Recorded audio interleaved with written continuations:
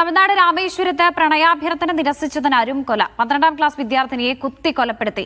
ചേരങ്കോട്ട സ്വദേശി ശാലിനിയാണ് കൊല്ലപ്പെട്ടത്. പ്രതി മുനിരാജനെ പോലീസ് അറസ്റ്റ് ചെയ്തു.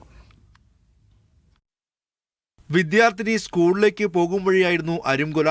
പ്രതി മുനിരാജൻ പെൺകുട്ടിയെ തടഞ്ഞു നിർത്തി കഴുത്തിൽ കുത്തുകയായിരുന്നു. Rameswaram government girls higher secondary school 12ാം ക്ലാസ് വിദ്യാർത്ഥിനിയായ ചേരങ്കോട്ട സ്വദേശി ശാലിനിയാണ് കൊല്ലപ്പെട്ടത്. കഴിഞ്ഞ 6 മാസത്തിലധികമായി മുനിരാജൻ പ്രണയാഭ്യർത്ഥനയുമായി 17-കാരിയെ ശല്യപ്പെടുത്തിയിരുന്നതായി പോലീസ് പറയുന്നു. ശാലിനിയുടെ അച്ഛൻ മാരിയപ്പൻ മുനിരാജന് താക്കീത് നൽകിയിരുന്നു. ഇതിന്റെ പ്രതികാരമായാണ് കൊലപാതകം. ആക്രമണത്തിൽ നിന്നും രക്ഷപ്പെടാൻ ശ്രമിച്ച പെൺകുട്ടിയെ നിരവധി തവണ കുത്തി പരിക്കേൽപ്പിച്ചു.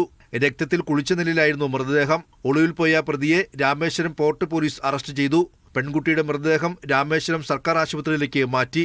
News desk, media 1.